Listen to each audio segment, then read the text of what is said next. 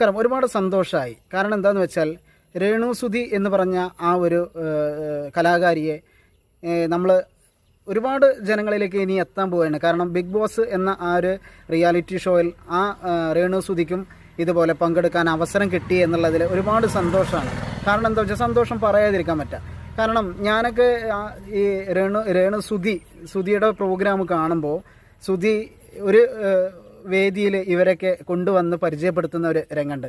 അന്നൊക്കെ ഈ രേണു സുധി എന്ന് പറയുന്ന അത്യാവശ്യം നല്ല അടിപൊളിയായിട്ട് സ്റ്റേജിൽ വന്ന് സംസാരിച്ച്, കാരണം ഈ സുധി ചേട്ടൻ്റെ കാര്യങ്ങൾ നോക്കി ജീവിക്കുന്ന ഒരു ഭാര്യയായിരുന്നു. ഇതുപോലെ TV ചാനലുകളില്ല, മറ്റുള്ള ഒരു പരിപാടിയില്ല, മക്കളെ നോക്കി വീട്ടിലിരിക്കുന്ന ഒരു ഇതുള്ളൂ. അതിനിടയിൽ സുധി ആക്സിഡൻറ്റിൽ മരണപ്പെടുകയും പിന്നെ നമുക്ക് ജീവിക്കാനൊരു മാർഗം വേണ്ടേ? കാരണം സുധി മരണപ്പെട്ടതിന് ശേഷം ഇവർക്ക് കുടുംബം നോക്കണ്ടേ, ഇവരെ കുട്ടികളെ നോക്കണ്ടേ? അപ്പോൾ അതിന് വേണ്ടിയിട്ട് ഒരു കരുത്തോടെ വന്ന ആ ഒരു കലാകാരി, ആ ഉള്ളിലുള്ള കലയെ സ്നേഹിച്ച് ഒരു കരുത്തോടെയാണ് ഈ രേണു സുധി എന്ന് പറഞ്ഞ ആൾ ഒരു കലാരംഗത്തേക്ക് വന്നുകൊണ്ടിരിക്കുന്നത്. അപ്പോൾ ഇത്രയും ജനങ്ങൾ ആ രേണു സുധിയെ ഏറ്റെടുത്തു എന്നുള്ളതാണ്. ഇനി ലക്ഷക്കണക്കിന് ആളുകൾ കാണാൻ പോകുന്ന ഒരു പ്ലാറ്റ്ഫോമിലാണ് ഇനി രേണു സുധി പെർഫോമൻസ് ചെയ്യുന്നത്. അപ്പോൾ എന്തായാലും എനിക്ക് ഒരുപാട് ഇഷ്ടമായി. കാരണം വളർച്ച എന്ന് പറയുന്നത് എല്ലാവർക്കും പെട്ടെന്ന് കിട്ടുന്നതല്ല. പക്ഷേ രേണു സുധിക്ക് അത്രയും പെട്ടെന്നൊരു വളർച്ച കിട്ടിയത് കാരണം ദൈവത്തിൻ്റെ അനുഗ്രഹമാണ്. കാരണം എന്താ വെച്ചാൽ ഈ മക്കളെ പോറ്റാൻ വേണ്ടിയിട്ട് വേറെ ആരും നോക്കാനും ഇരിക്കാനും ഇല്ല. കാരണം ഉണ്ടായിരുന്ന ഭർത്താവ് മരിച്ചു പോയതിന് ശേഷം അവർക്ക് അവരേതായിട്ടുള്ള ഒരു ജീവിതം വേണ്ടേ, കുട്ടികളെ നോക്കാനും കുടുംബം നോക്കാനും ഒക്കെ ഒരു ജീവിതം വേണ്ടേ?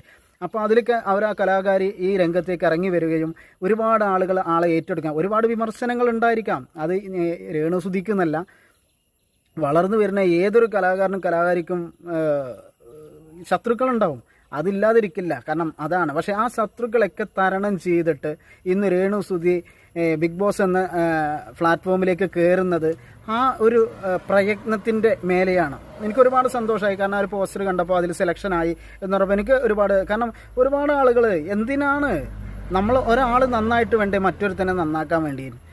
അപ്പോൾ ഒരുപാട് ആൾക്കാർ ഈ ആളൊരു പോസ്റ്റർ ഇട്ട് കഴിഞ്ഞാൽ ബാഡ് കമൻ്റാണ്, എന്തൊക്കെ എല്ലാവരും നമ്മളെ ഈ പറയുന്ന ആളുകളൊക്കെ വല്ല ദ്രോഹം ചെയ്ത പോലെയാണ് ആ ഒരു കലാകാരിയോട് എല്ലാവരും പെരുമാറുന്നത്. എന്തിനാണ് അതിൻ്റെ ആവശ്യം? അവരെ കുടുംബം പോറ്റാൻ വേണ്ടിയിട്ട് അവർ ഒരു തൊഴിൽ കണ്ടെത്തി ആ തൊഴിലിൽ ഇപ്പോൾ അടിപൊളിയായിട്ട് ജീവിച്ചു പോകണോ, നല്ല ഇപ്പോൾ കുഴപ്പമില്ലാതെ അവരെ മക്കളെ സുഖമായിട്ട് നോക്കി അവർ നല്ല അഭിനയവും കാര്യങ്ങളും കാഴ്ചവെച്ച് മുന്നോട്ട് പോകുന്നു. ഇതിലും എത്ര വൾഗറായിട്ട് അഭിനയിക്കുന്ന ഒരുപാട് ആളുകളുണ്ട്. അപ്പോൾ എന്തായാലും എനിക്ക് ഒരുപാട് സന്തോഷമായി.